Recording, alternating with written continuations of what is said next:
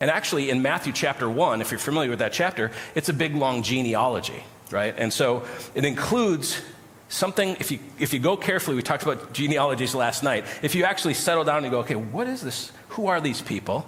There's something pretty scandalous in the genealogy of Christ. We find Gentiles and women.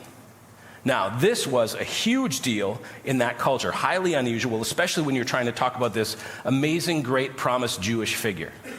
And so in the lineage of Jesus, we find people like Tamar, the woman who disguised herself as a prostitute and tricked Jacob's son Judah into sleeping with her.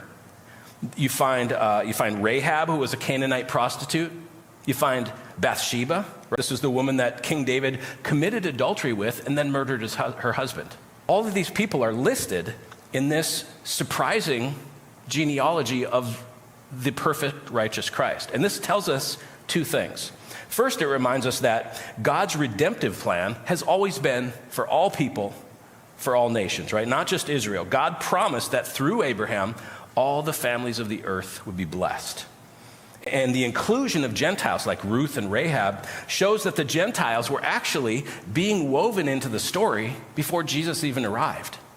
And then, secondly, the genealogy reveals that the Messiah came into the world through a line of grace.